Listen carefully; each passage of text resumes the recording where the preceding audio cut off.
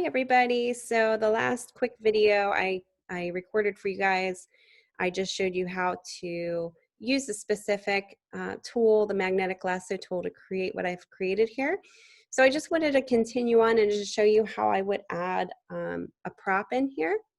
So with this, pretty much the color that I showed you changed. I want to place in maybe sunglasses as one of my props. So I'm going to go File, Open, and I'm going to choose the sunglasses, which you guys have available in your assignment.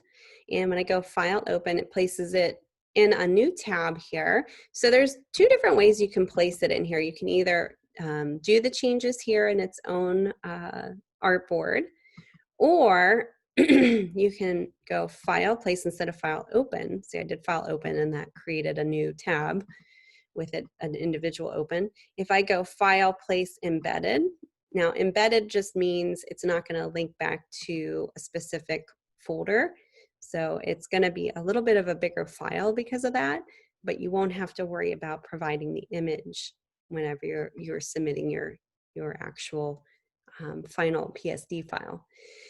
Excuse me. So I go File, Place, Embedded, and it appears with this X here just telling me you can actually change this now. You can make it bigger, you can make it larger before you place it and commit, but I'm good. So I'm going to hit my selection tool, and it kind of places it in there. And you can see my layers, it adds it right here. It's creating a smart object, and you can see it if I hover my cursor over top of this picture on the layer. It says it's a smart object. And what that basically means is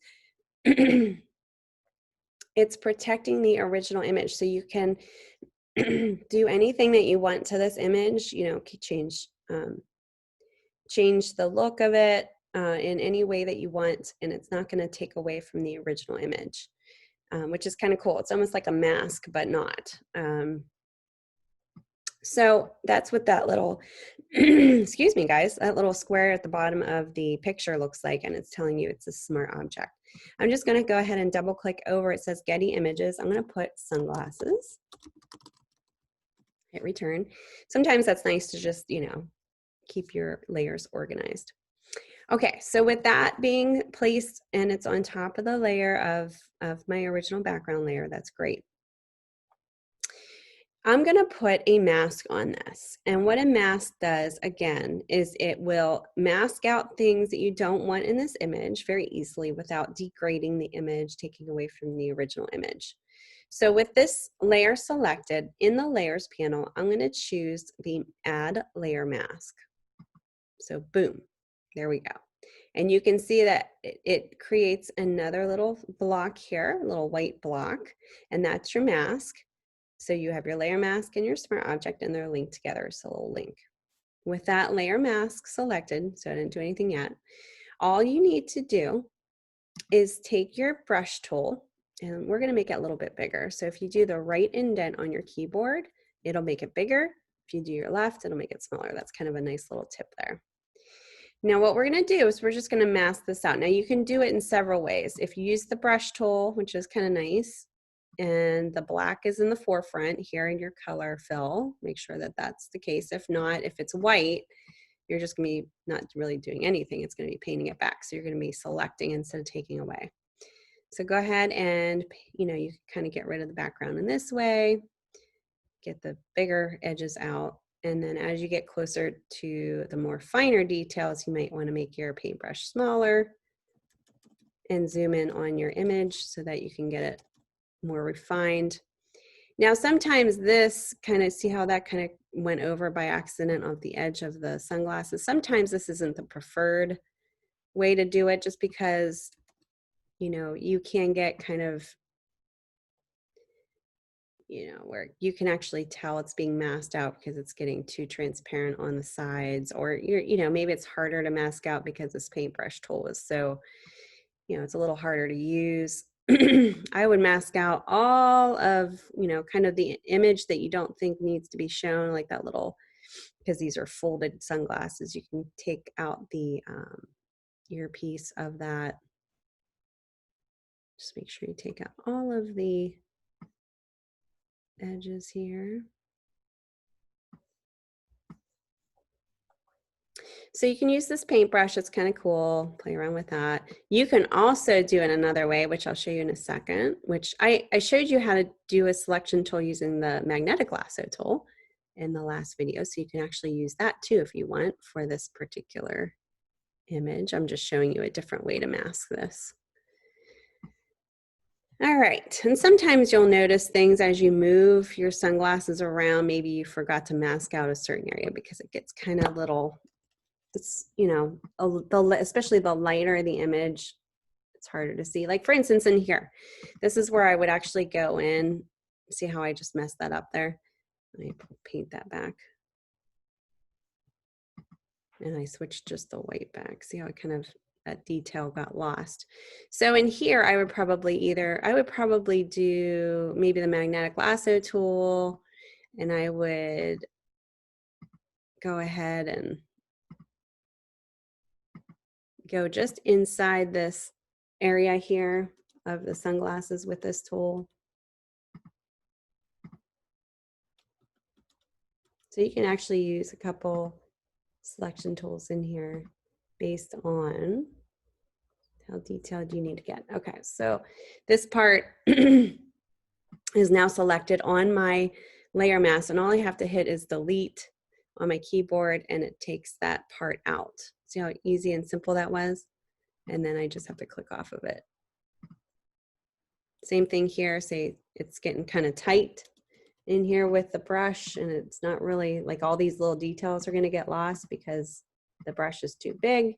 Go ahead and use either your magnetic lasso tool or your lasso tool, selection tools. Oops. If you feel comfortable, and as long as you kind of get the selection that you couldn't get, and it doesn't have to be perfect down below because we already got rid of that selection, hit delete. It's going to take out that selection of the sunglasses. See how kind of more neat that is, and it's not fuzzy. Those details aren't lost. See how fuzzy it is on this side. That's the only downside to using the brush, is it can get kind of fuzzy. If you move it around, you can see spots you missed, so you can go back and take your brush tool and get those. Oh, don't do it that way. Make sure your black is in the forefront if you want to deselect, and you can go ahead and take care of those details and get rid of those. But what's neat about the mask tool is you're not actually taking away from the image itself. You're not taking all of those pixels and just throwing them out. It's still protected here. So if you were to get rid of this mask, and I'll show you here real quick, I'm just going to delete just the mask part. Look, the image is still there. So you're not, you're not taking away from the original image. And that's the nice thing about a mask, because you're keeping that information. If you ever need to go back in, for instance, and edit something, it's super, super, super easy because of that. So you're not starting from scratch. I probably would go in here and just use the magnetic lasso tool for the other things. Okay, so now at this point, go ahead and zoom back out, see how you can fit this in a little bit better. You can pull the right and the left corners of your bounding box once you're deselected, and you can kind of play around with the positioning and the size of the sunglasses. You can even, if you want to try even a little different, let's see here. If you want to say put a perspective on this, you're going to want to select the first thumbnail, which is the object. This is a little bit more advanced, so bear with me here. Go up to edit once you select your image and go to transform. And this is where you can either skew, distort, or give a perspective.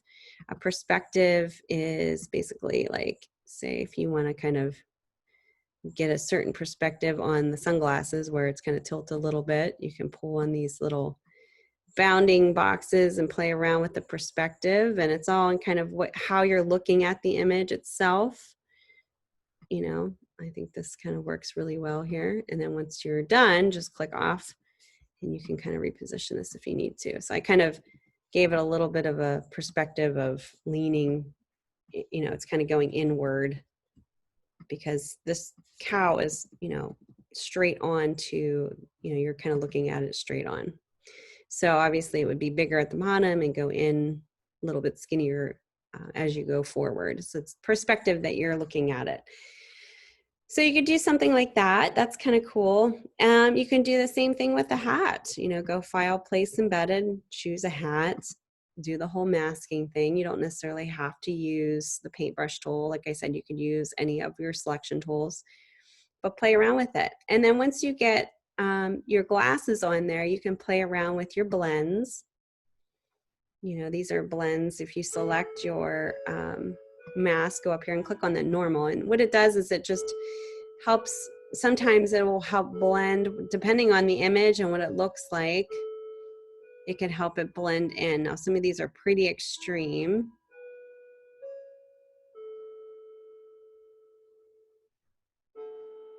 There's overlay. Some of the, and mine, I think it doesn't really need it. So I'm probably gonna pass on that. But you can definitely put like a layer, adjustment layer, new adjustment layer on this. Say if you wanted to play around with the color balance, you can do that. Like say if the glasses need to be more yellow or something like that, I can play around with that. Now the thing I want to show you too before we end this is notice how I'm adjusting the color and it's doing the whole thing, not just the sunglasses. So in order to just affect the sunglasses at this point, the color, the layer adjustment, I have to go put my cursor in between my color balance layer and my sunglasses layer. Right in between that line in between there, I'm going to put my cursor and then I'm going to choose option on my keyboard. And when I select option, you'll notice a little drop down arrow and a square appears right where my hand was. And you want to click right in between the color balance layer and your sunglasses layer. So click right in between there, boom. And what happened is you just created a clipping mask. So now watch what happens when I adjust my yellow. It's just affecting the sunglasses and not the whole cow. So that's how you would control that, because you don't really want to adjust the entire cow if you're just trying to adjust the glasses. You want to make sure that you're adjusting, the specific color.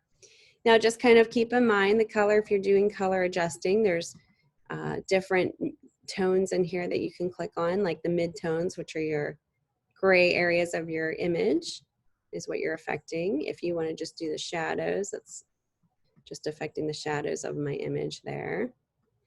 If you want to just affect the highlights, that's what you're doing there. So kind of pay attention to that too, because there's other specifics as you go forward into that.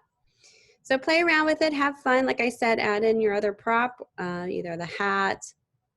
I think there's hot air balloons you could probably add to this too, as long as you have your 3 images in here, a background, an animal layer, a hat, another prop, I think you're good. And just have fun with it.